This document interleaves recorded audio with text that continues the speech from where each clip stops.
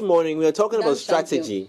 Okay, strategies, the most remarkable music marketing plans that have been put in place for certain albums. And we're going to highlight a few of those albums and speak to some of the people who are behind the promotion or the positioning of those albums. And examples are like this one, we are considering one of the very good albums released this NGH coming out from a very powerful artist. I was trying to remember the year it was released. I was trying to recall the year it was released. That's all. But it's coming from Stonebwoy EOM. See them. I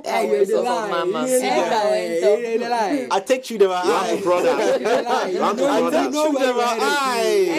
Yes, you know. Even if you don't mention the other one, we know. Pistols of Mama album, fantastic album by all standards. Which year was it released? Now you see, I was asking. 2017. 2017. Yes, good album.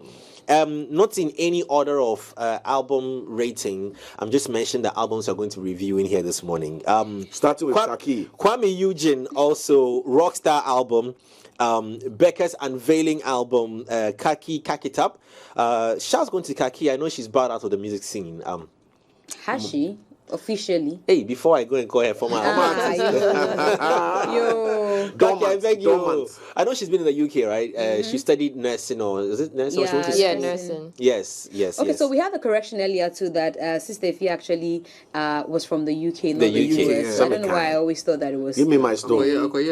I think it was Olele that posted You it. give me my stone. Give me my stone. Okay, and Sarkodie is also the Black Love album, KiDi's Sugar album, and then the almighty Shatta Wale's Rain album. You can hate me for me adding the almighty. It is my preference. It's my mic. You can see yours in your mics. No, we don't have a problem. We don't have a problem at all. The Rain album as well by Shatta Wale. So we're going to be reviewing these albums one by one. I don't know which one we should kick off with first and look at some of the plans and the strategies they put behind it in the release and how it was in our faces and what made them be in our faces all. And I think one of the albums that was really in our faces, if you ask me, was Shatta Wale's Rain album. As till date, you see people's merchandise, the logo is still floating around till now.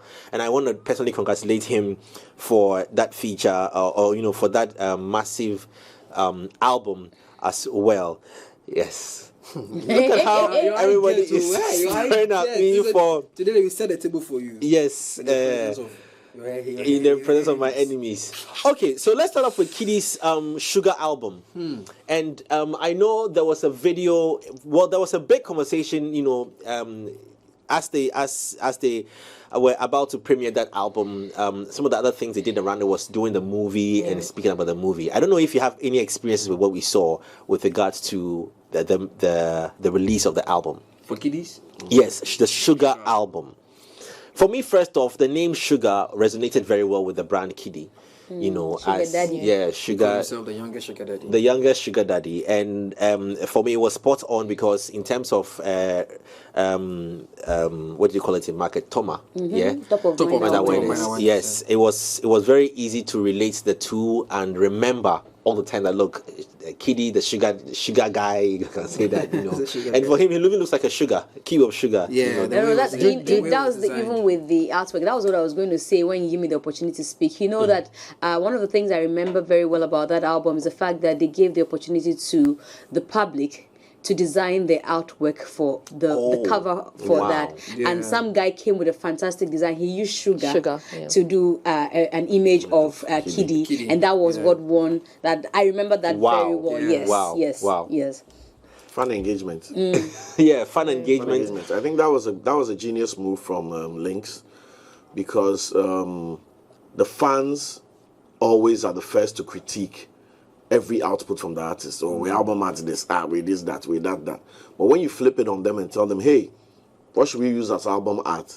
They will celebrate and there will be literally almost no backlash because it's coming from them. And what that also meant was that KiDi showed appreciation for other creatives in the spectrum because he is good at music.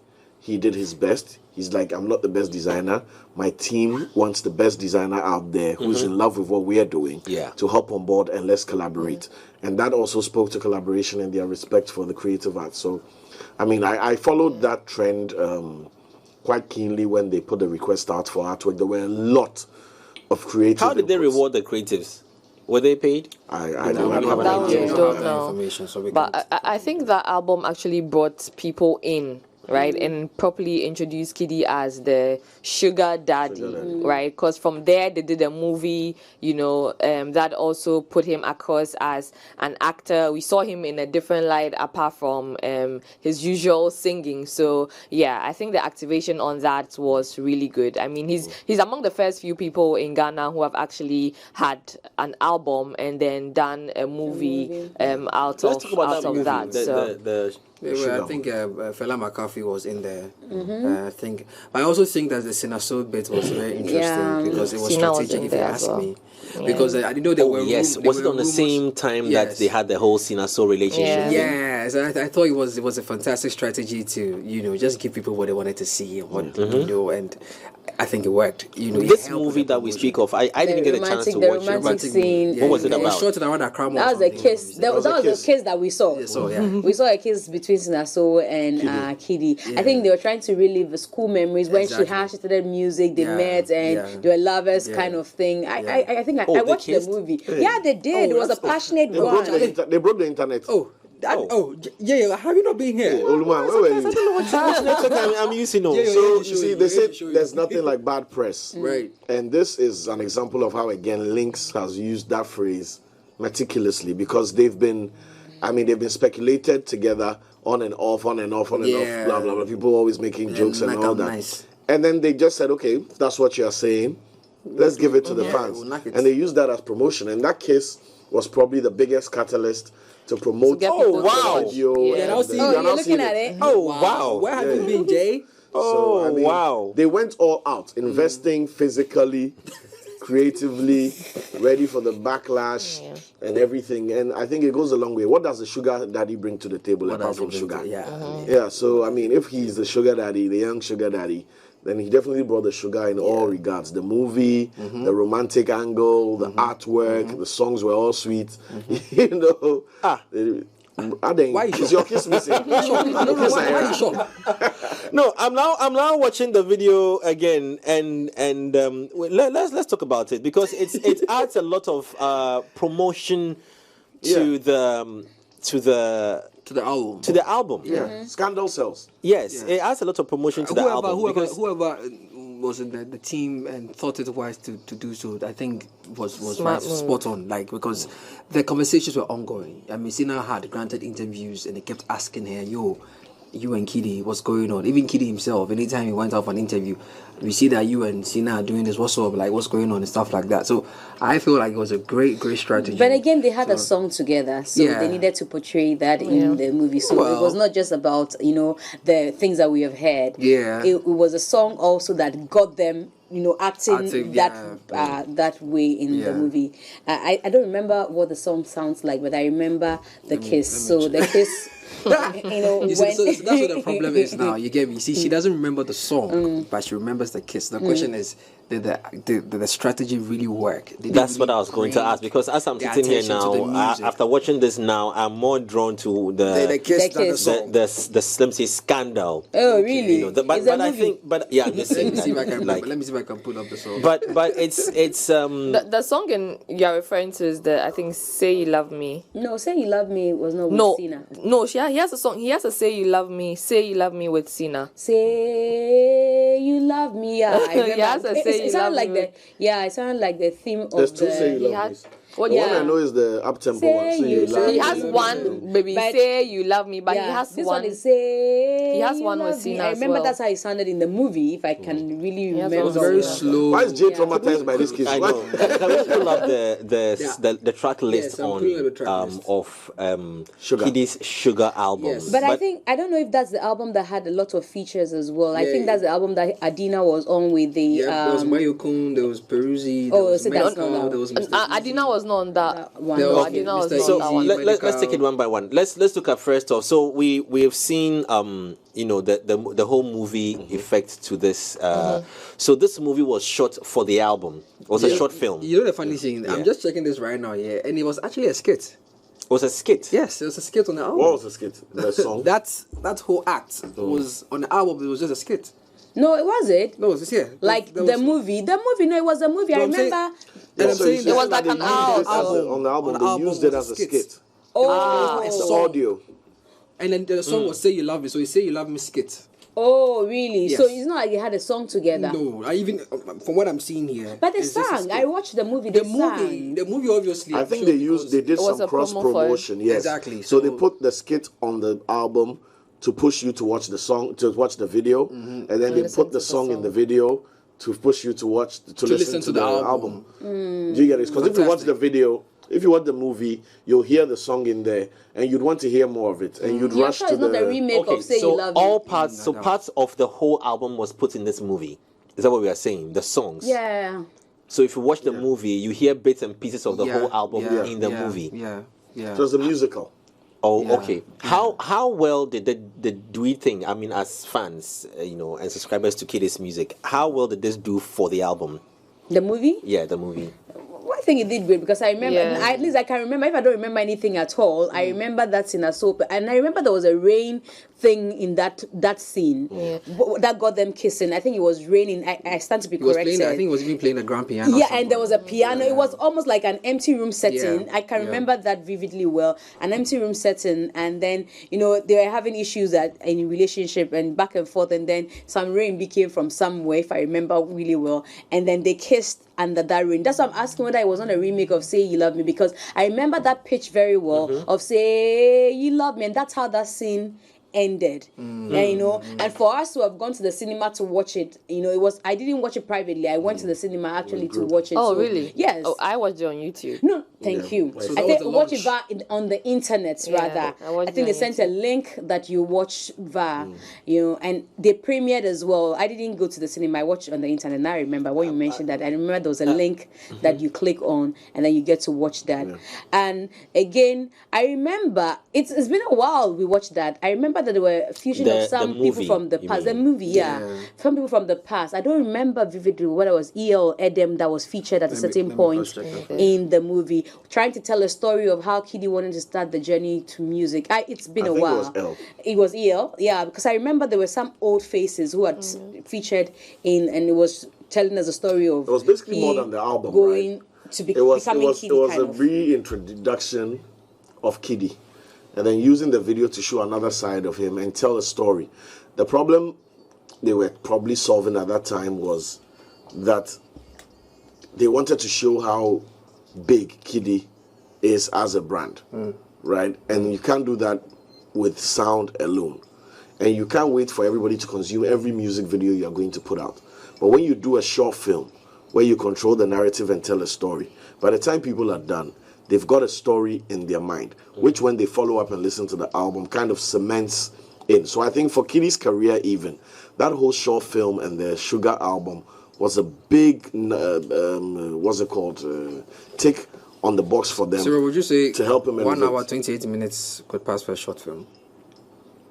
That's 90 minutes. Yeah, 90 minutes plus. What's a cassette. film? Yeah. It's a film because 130. so this is the brief that came in the movie, right?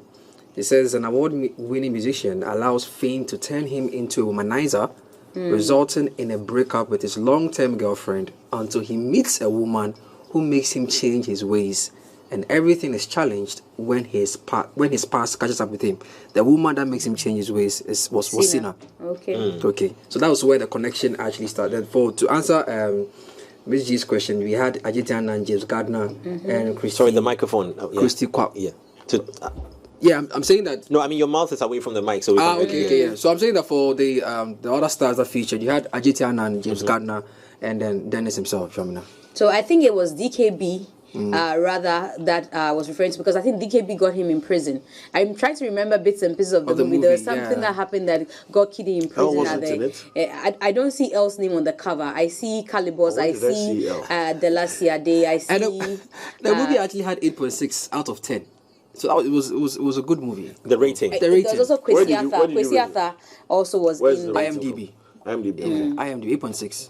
Wow, good. Yes, that's actually very good. I mean, because it was star-studded, and then again, you want to go see a movie by KiDi, Yeah. you know that whole, Being the first. you know. Okay. and that was his first album. we will be moving from KiDi real quickly because quite a number of artists here, and it's already almost 9:30. Sure. But let's look at the collaborations on there and how that probably also as a strategy, helped. Okay, so we had Kwesi Arthur, we had Stonebwoy, we had Mayokun Peruzzi for Cinderella, and then we had Sugar Daddy, which was Mr. Easy, and then we had Medical with him as well on Facheme, and then you had Sinaso, which is like, you know, the skits. It was a skits, you know, 6 skit songs. Oh no, it's actually a song. Yeah. It's not a skit.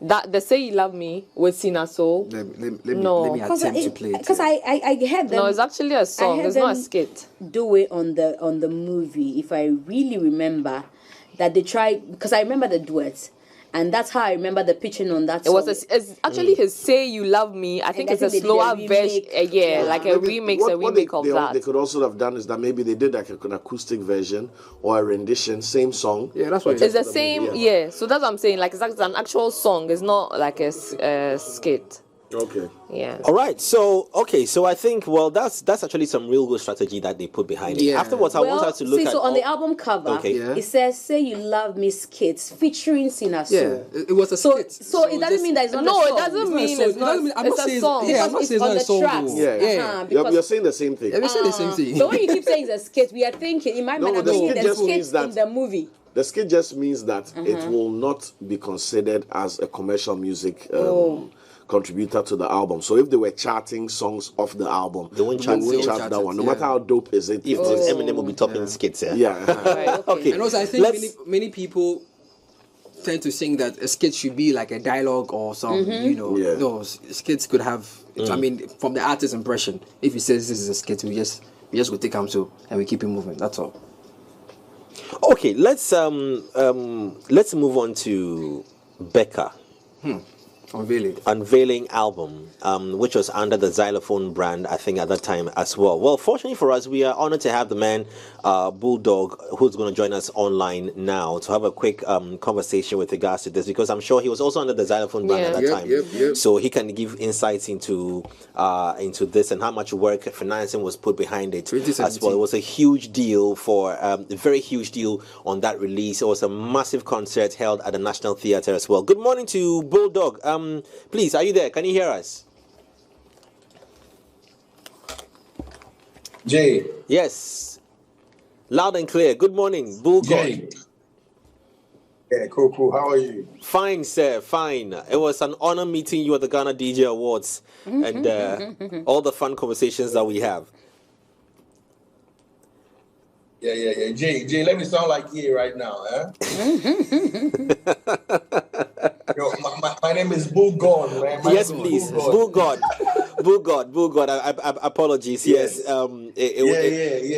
I'm trying to sound like you right now, you know? Yes, please. Yes. So, Bull God, you've been very instrumental in release of major albums in this country, be it big, massive hits or singles or even ones that didn't go that far as we'd expected. But let's focus first on Becca's Unveiling. And at that time, I'm very sure you were also at Xylophone, weren't you? Okay, so at the time, I had not joined yet, but I was in the work. I mean, it was in the works for me to join, but I wasn't there at the time. Okay, then let me generalize this for a start. What kinds of conversations or ideas do you put behind, or strategies do you put behind your artists when you want to release albums or singles or songs in general? What do you look at? What are some of the first 3 or 4 things that you really consider? And whether you're going to go for masses, whether you're going to go for controversy, whether you're just going to go for pure talent, I want to find out. Okay, so first and foremost, we look at the art, because, an album takes a while to compile, you understand? So if you look at what Sarkodie put together or any other artist put together, they've been putting it together for quite some time now, and based on the mindset that we started the compilation with, once we get the number of songs we're looking at, then we sit down and now get into the space in which the artist created the said album. One other thing you also understand is that if you see an album of 10 tracks or 17 tracks or 18 tracks, it's a selection of a lot more songs that didn't make it to the album. You understand? Exactly. So yeah, it depends on how the team started the work. They will not start by saying, okay, we're trying to record a 16-track album or 16-track album, but the artist gets into that frame of mind and says, let me do some art. Then after that, we do the compilation. So after we have a final compilation, we now sit back and say, what inspired all these songs? So it could be a mixture of songs or a salad of songs, like you want to tell me that, okay, there's sad music, there's good music, there's feel-good music, there's inspirational songs, So then you now wrap your head around the collection and now theme the album. You understand? Once you theme the album, then you look at strategies, marketing. Which song do we throw out first? Which follows which one? What is the generation? I mean, the discussions we're going to generate around this particular tune. Let me cut you and ask you this. Based on what you just said, real quickly. I mean, you've been part of, the Rain album, Kaakit Up tour. You've played major roles in there. But let me just throw you back to as far back as I1. Please, can you also be stable for us? I think the house tour you are giving us is giving us a bit of internet connectivity and sound challenges here. The house they be, good God, the house they be, we see how. But want to find out, let me pick an artist like I1. I mean, he was fresh off the market. You picked raw talent. Real quickly, I want to understand, and 5-5, what did you particularly do, significant thing you did that made them blow up as such right in our faces? Yeah. Okay, I think... Okay, I think we're trying to establish a connection back with... Okay, he's there. Can you hear me now? Loud and clear. Can you hear me? Okay, so with I1, yeah? Can you hear me? Yes. Okay, so with I1, what happened was that, again, going back to what I said already, we were introduced... Bulgot, we want to see your face in the conversation. Sorry, because we're talking on television. Okay. Okay, cool. I thought you guys were not getting me. Okay, so with I1, yeah, what happened was we were introduced to the talent and we started our recordings. We put a few songs out, yeah, and straight away the masses started comparing Brand I1 to Brand Samini. In that reggae dancehall fraternity, not only Samini, they compared him to late Sonny Bali, legend Sonny Bali. And straight away, we realized that, hey, we were doing something right, as a team. So we went on to, do more songs and started compiling the album. Now it was based off what we put out on the market that made us title the album My Time. If you realize that the album was titled My Time, and all we were saying there at the time was that, hey, this is our time, this is our space, you understand? And we're here to also register our presence in that music space at that particular time. We went on to mimic the Time magazine as an artwork, and then we put it out, So it depends on how the team decides to wrap their head around what is happening. Okay, it has to be a collective decision, So nobody just comes out and does anything. So how did such a thing play in the space of maybe the release of the Rain album, which also went very viral with its artwork and talkability? Okay, yeah. Okay, so again with the Rain album, the whole idea was, I mean, Shatta is huge already, so we didn't doubt the fan base. What we wanted to do with the Rain album at the time, and I think Julio was the head of the very team. I was on the other side as in xylophone. But the discussions between myself and their team was, they're looking at selling merchandise at the time, introducing the Rain merchandise. Shatta has always done merchandise with the SM symbol, the logo, and all that. You understand? And it was time to introduce another one. So they came with that stripes, the 3 stripes, yeah? And that spearheaded the project as a whole. You know, so from beginning, all you saw was the Adidas kind of thing. It wasn't Adidas, but I mean the 3 stripes that were standing, you know, to push that merch. If you realize, on that particular album, we put out a lot of merch. I mean, from clothing to footwear to caps and all that. And that was what really the Rain album was about. You know, it was all about the merch. You know, so that was well, that was the idea, to sell merchandise, to be able to promote the brand. Let me go to Sadiq, the former CEO and founder of 3 Music, and now politician as well, who's also on the line with us real quickly. And the team, please, you can also share your questions to them as well. Good morning, boss. How are you doing, Honorable? I think you might have to unmute your sound. I'm not honorable yet. Oh, no, honorable. There, we give you to the once you. Oh, we give you whether you like or not. There, we give you. Once you step foot there, we give it to you.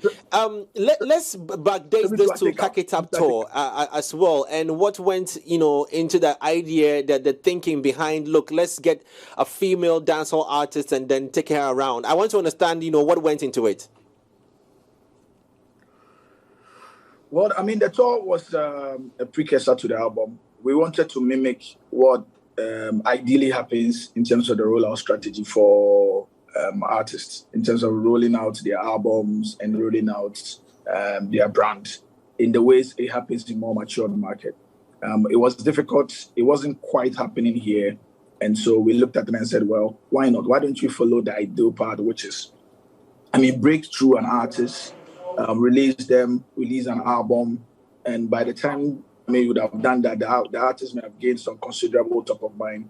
And so go and test it, take it across, and see how you can promote her more, promote the album more, whilst making some good money. Mind you, at the time, we're still transitioning between what digital has come to do for music, which is, take it, and then we're not directly making money from sales like CD sales or anything like that. And we are not adopted digital distributions heavily in the country. So essentially, we're looking at another way of selling the artist as well as also making some good money on the project. And so that explained why we had to do the Kaakit Up time. I think it was in 2013 or 2014. Yeah, 2013.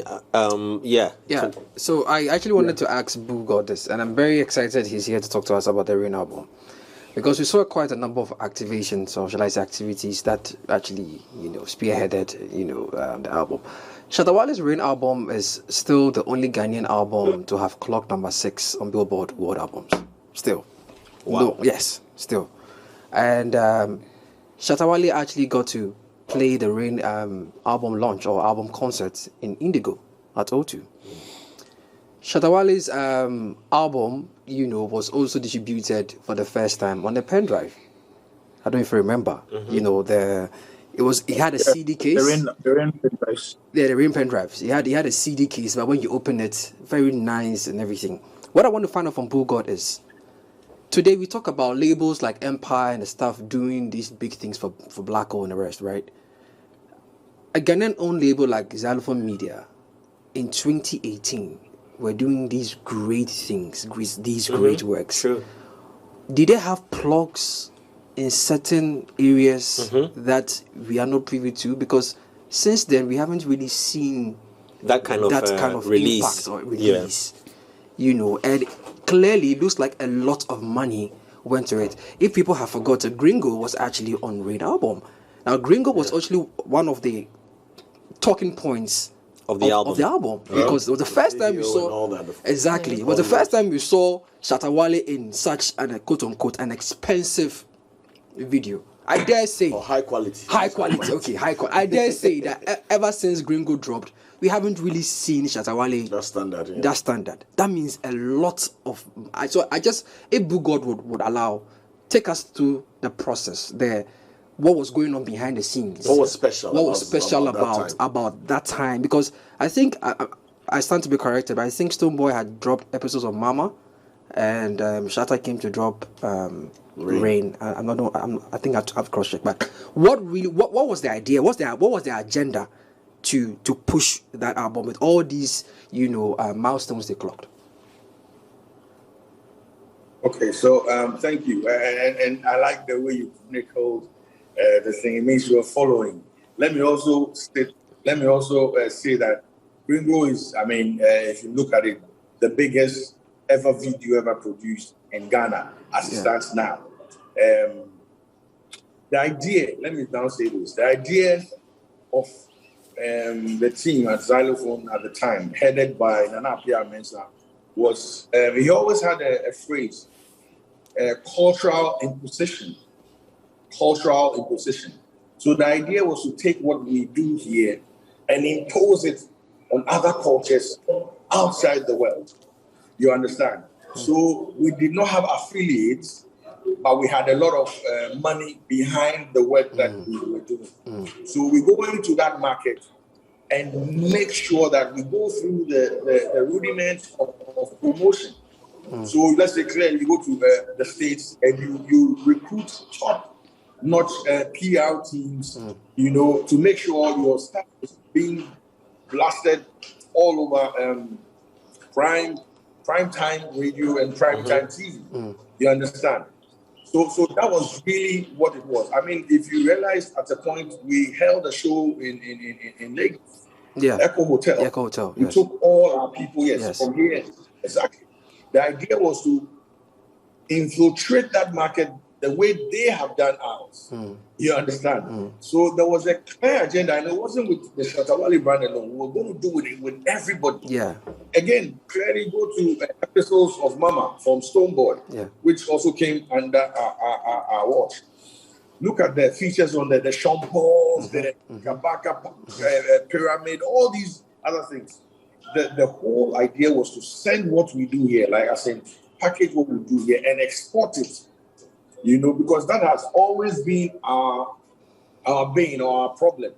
And until, like you're saying, till today, the ones that are out there are being done by foreign labels. Yes. And now one believe that we could do it by ourselves. We could, there has to be a unity here that. Okay, we are losing track of him, but I wish to get a reaction from Sadiq on this subject matter with regards to. Do we have Bulldog connected again? The name is Bulldog. I beg your pardon. I think Bulldog is back. Okay. Yeah. Okay. All right. I think let me switch over to Sadiq. Drop with a possible like that. Yes. Talking about does this mean that this is an investment conversation, like it's a money-centered conversation, to be able to get your product out there? Because you mentioned plugs. Olele mentioned plugs. Sadiq, I'm throwing that to you.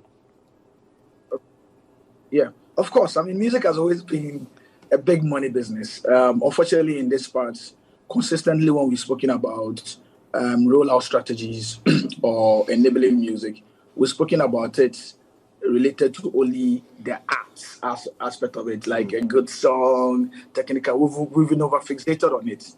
And so it prevents us from having a conversation about the most important element of the business, which is the money part of it.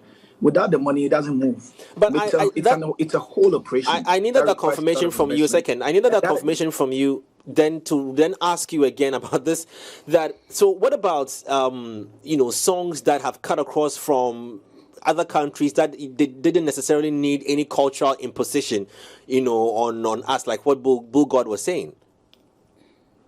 Foley, there's one thing you need to understand. There is absolutely no song whatsoever that didn't just blow by chance. There was something. Sometimes I can understand that some songs can just go on their own. But to get that massive resonating effect, it would have to have a certain machinery. For instance, Shaggy's Wasn't Me. Wasn't Me was not what the label wanted, if you check out the story of it. It Wasn't Me wasn't what they wanted to actually put out there. It was actually one thing on an obscure tape that had gone to a DJ that played it, and then the song found its way in the public domain. But guess what? At the time they realized that the song had got into the public domain, it required a certain activity to give it that global resonating effect. And it happens here as well. Here you would have maybe an artist that probably drops a song, gets a certain social media resonating effect, and is probably known on the street, but not gain that mainstream breakthrough attention. It would take a combination of traditional media, tastemakers, and a couple of things, events and stuff like that, to blow it out and turn it around for it to get into the public domain. Just that sometimes, because they do not actually sit down to put it together, they probably will not think of it as a strategy. But you see therein lies activities or tactics or things that have aided it to blow up, which comes back to it that regardless of how it goes out, I understand that because they do not actually sit down to write it or note these things down, they are not able to backtrack and say, okay, this is exactly what and work with it. But certainly, I remember Kusiata. Kusiata had dropped. His song was picking up. The millennials of the time in the streets knew of him as the guy that would perform and take off his shirt. But guess what? He had to, at the point in time, take the amplification of a combination of traditional media, tastemakers, events, and information and conversations in and around Kusiata to really give him that resonating effect and that mainstream attention as much as possible. And then he capped it off on a VGMB performance, for instance, in the same year. Then he got that mainstream attention as much as possible. Now, therein lies activities that ideally, ordinarily, should be strategically placed or noted to be followed. But sometimes, often, either one way or the other, even if you do not pursue it, once it's good one way or the other, it can. But going forward, the best practice, obviously, is to be in charge and create your own strategy. It doesn't mean that all strategies work, but ultimately, that's the way. Sadiq, in your offering, right, in your delivery, you've mentioned strategy, right? I understand that some of these people who are up and coming, who want to get their foot in the door but are unable to, some of them are actually also really talented, but I would want you to outline these strategies for us so that then for the sake of whoever is listening, who is in the position of, I'm talented, but I don't have the wherewithal, I don't have anybody as well to push me, I don't have any tastemakers in my corner, my music is not out there yet. What strategies, what steps should that person take to even, put their music out in the first place before then reaching certain ears? Well, take music as a product. The 4 P's of marketing, this is 6 P's. Would still play a part in it, in terms of the fact that from the product, the place where it's distributed, the promotional element of it, all of that are factored in it. So, one, obviously, even before you create the album, there should be the creative aspect of creating the product. There should be what I'm sure they know about in terms of how they can create a superior product, understanding the themes that resonate with the world at a particular point in time. So if you listen to all the chart-trending songs, you will realize some themes. It could be the progressions, it could be the language, it could be the theme of the song. Even if it's love, what kind of love? All those factors goes into the songwriting. And obviously, I'm sure by now, most of them know the whole idea of recording rights, mixing, mastering, and getting the product. Now, when it's done, the product has to move. It has to be distributed. It has to be accessible to the market, to any audience that wants it. So now more than ever, you've got to sign a deal with an aggregator, and then they push it out. Previously, the job of the aggregators were just to take it up and then distribute it to the world. But because now there are a lot more aggregators in the system, and they are having to differentiate, what they are now doing is that you can actually seek for certain things, because when you make money or when you get attention with your music, they also make money. So then now, here's where if you do not have a team, you do not have a big whatever, and you are blowing and you're getting the attention, you sit to the aggregators, you begin to ask questions on what can you do for me? How can you promote me? How can you put me out there? Are you going to do some digital marketing? Are you going to connect me to some tastemakers that can actually listen to it and write about me and everything? Some tastemakers do not necessarily have huge following and huge numbers, but their opinions travel very far. When they write about you, you gain that respect and that positioning as much as possible. Then, obviously, when you are rolling it out, when you're about releasing it, what is the rollout strategy? When the song goes and is scheduled on the stores for it to be released, how do you want to drive people's attention to that album that's sitting on Boomplay or Apple Music or YouTube or anything like that? You've got to drive conversations, create buzzworthy activities that goes into it. It could be from bloggers writing about you. It could be, and you can time it that, okay, before it comes in, what do we do? Do put out on my socials? What do we do on our project? Do we put out an artwork announcing the date that will be coming up? Before that, would I put out some tweets? Would I take part in some stunts? Would I do something that will bring some attention? Or would I get somebody that has that following and respect to write about me and say, look, there's this guy that's coming out. It's very good. Now, in the last few weeks, for example, I put out a video of me listening to songs in cars. All of that was engineered. Links Entertainment will call you to say, as part of our strategy, we want you to listen and record a video and put it down. And a day or two before it comes out, we would want you to put it out. When you put it out, on the back of it, somebody else will do something, somebody else will do something, somebody else will do something. Yeah. And so they'll keep on sending it, including even broadcasts. And so it's engineered. Now, when you are done, then comes even the interview Kuami Eugene came to do. They will call way before that and say, we would want placement, we would want interviews, we would want this, we would want that. All of that are a string of activities they will do to drive attention and conversation towards that. So you realize that when Kuami Eugene, for instance, came to sit down, a lot of the conversation that he had, by the weekend and the week after, he had created new stories that brought a spotlight on him. And then there will always be a byline that says, Kuami Eugene just dropped a song. So then, including the conversations and all of those, this is a combination of things. You probably would want to check out the song. Then you would have all these makers and influencers talking about how good the song is. It could direct somebody to also go there.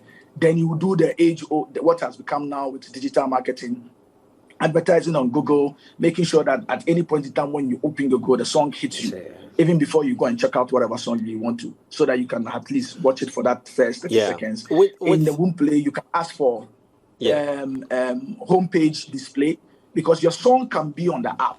But when you go on the app, there's what hits you first before you go searching for the song. And that thing, everybody that opens the app will see it. So you can immediately just open it, the display. You can ask for, let's say, Boomplay for a big artist, or your artist that is going to say, look, I want Boomplay display. Put my image there so that when somebody opens it and he sees it and it's exciting and he clicks it, he can just go on and watch and listen to my song. You can do deals with the likes of MTN. How many MTN apps, both mobile money and the other one, have, from what I hear, almost 20 million downloads in the country now? And almost everybody that will do a transaction, mobile money or anything, will open it. And there's a homepage display. Why doesn't anybody talk to MTN to say, look, guys, all these people that are opening it up, I just want to appear. They've done it before. I just want to appear in your face immediately that this is me. If you are distributing by Ayoba, you could walk to them and have these conversations if you don't have the money. Now, it's two things. You need to have expertise and the money. If you don't have the money, you need to have the expertise. I'm sorry. We need to begin to encourage the conversation and tell them that you have absolutely no business. You can be talented as whatever. If you don't have it, you don't have it. Yes, we have grace. Some people would have special grace where you put it out one way or another, it attracts people to you, and then you blow up. But even with that, when you don't have any superior insight driving your strategy and you fall off. A number of talents today, they blew out in about 2 to 3 years. It's almost like they are non-existent. What's happening to them? Nobody knows, because they've never had to work with the insight of, they've never had to. It's always been about, oh, Charlie, be me. And even with Shatta Wale, and I say it every time, Shatta will politically probably say that nobody helped me, nobody aided me, nobody did this. But even he knows that there were a number of activities that was really done. But it was just a positioning matter to say, you are the underdog, go against the system, take this position, take this narrative, because you have a fan base that will feed into it. We will be expecting the reaction from Shatta. So very soon. There obviously should be some activities. And today, particularly where we are, without the insight, you cannot move, because without the insight, you will not know that there's somebody called an aggregator. Without the insight, you will not know that when I sit in an aggregator, I can demand for certain promotional things from them. So you should ideally have both. If you don't have money, you should have the insight. if you don't have the insight, even with the money, you can take it a little bit far. Oh. But it will just. Sadiq, let me hold you on here and through this. Let's do this little quick activity in the studio with the team in here. Now, we want to use just what we've seen over the past years with these artists. I'm going to mention their names and look at what strategies we have probably seen or identified them use a lot in promotion of their products. Mm-hmm. So I want to start with Sarkodie. I just want to have a roundhouse conversation on this. What have we seen that he does consistently or has been unique to how he sells his his music? Sadiq raised a certain important flow, which I want us to use that as a basis. Sorry, 1 second. Where you mentioned that you release a product, it sits on all these platforms, but now the key thing is how to get people to come to the platform to go and consume your product, which I think is very important. So using that, I want to understand how has an artist like Sarkodie managed to get people to go to his product? How has Stonebwoy done same? How has Samini done same? How has Shatta done same? How has D Black done same? Kofi Kinata. I want to just look at all this and see if we can identify a certain the first four people particular trend. The first four people you mentioned, Stone, Sak, Samini, D Black, they've consistently used Shatta. Kofi Kinata. Yeah. Put Shatta and Kofi Kinata aside for now. The other people you mentioned, they've consistently used high-end influencers and their weaponized fan bases as the propeller or the catalyst for their content promotion. Exactly. You see an Anaba and a Moa, right. You see a Prince Amwabeng, that kind of high-end influencer where it's an aspirational member of society saying this is premium. And we aspire to that. So you see the four of them use the same tactic. And then what they do to follow up that is that their fan bases. Name Sarkodie, D Black, Stone, and Samini. Those were the four, right? So and then after that, he mentioned.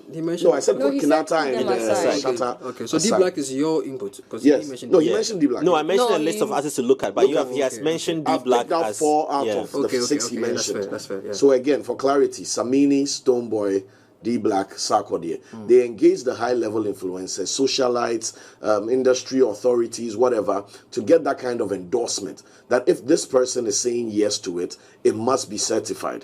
Then what they do to echo that is that they activate their fan bases, which I use the word weaponized, to kind of put it in our faces. So they take this content from an Anaba jamming with Sak's song in her car, and then Sak Nation goes crazy about it and pushes it in everybody's face. And that has been a tactic that all of them have used. And this is low on budget, heavy on relationship.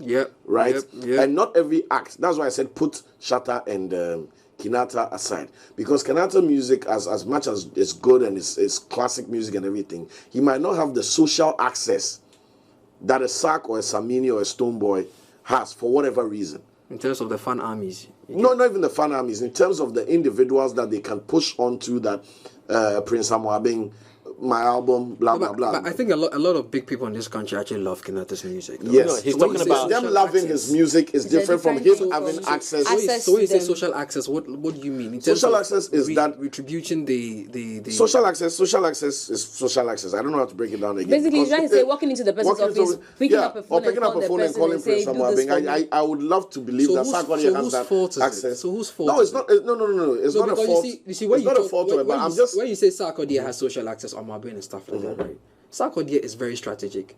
The moment he sees that, I will need you back in the mic. Relationship. The moment he sees that Amwabeng is jamming to his music, what will he do? He will move into Amwabeng's office and activate it. Yes, but who are you making reference to? I'm talking Sarkodie, right? Finish. So when you say social access, Kinata knows there are big people in this country who love his music. What has the artist done to leverage that knowledge? That's what I'm asking. So whose fault is it? That's a different conversation. That's what I'm asking. My point.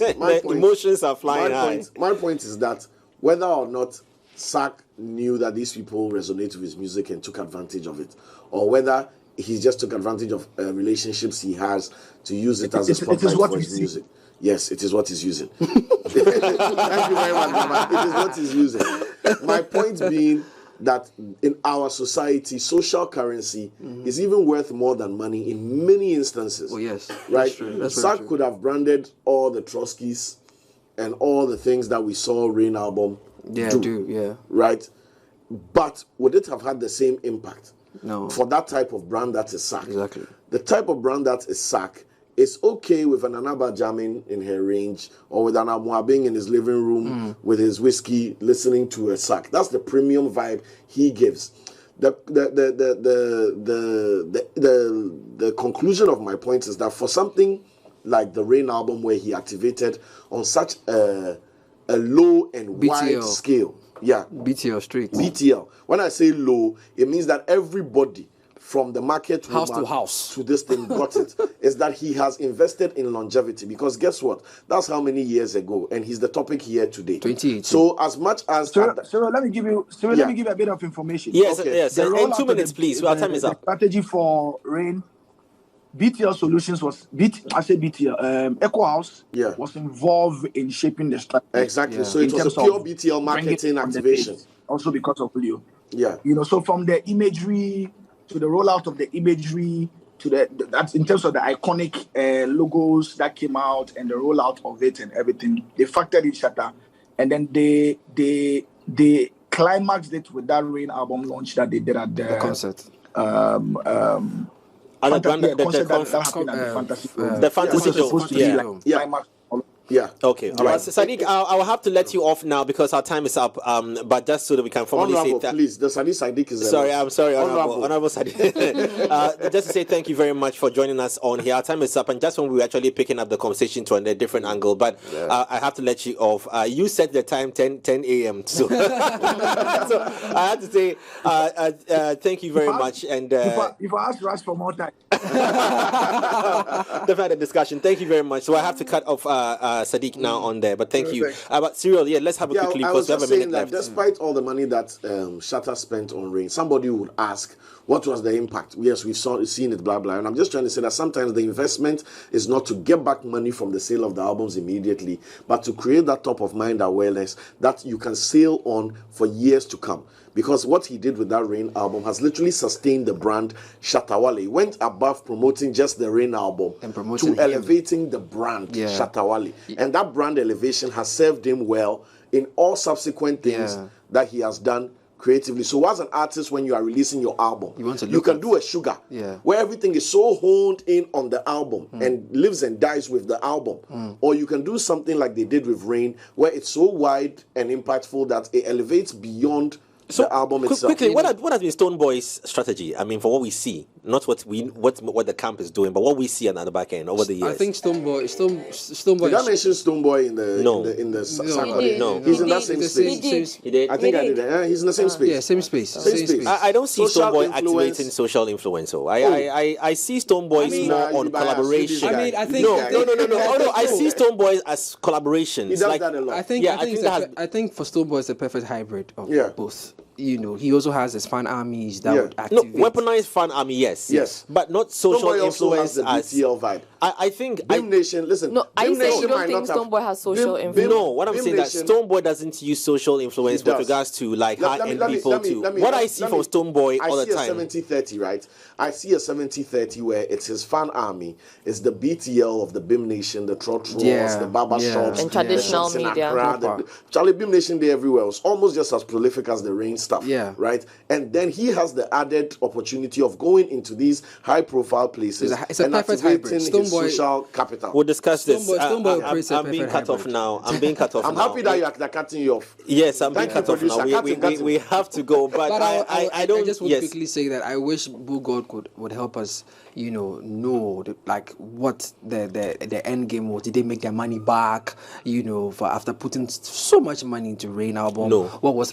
Okay, all right. They might not have made it back from Rain. Okay. Season. But the value till today definitely more is this than- thing. Gringo, $1 million. Listen, Cyril has a very different approach to Beam conversations, and we'll I'm have a this- Beam native myself. We will discuss this So because we'll you take see, our time. because we have been brought here. but them never We have been brought realized here that. to Oh, have Charlie. a non-biased conversation, to aid it. But anyway, we'll come to that later.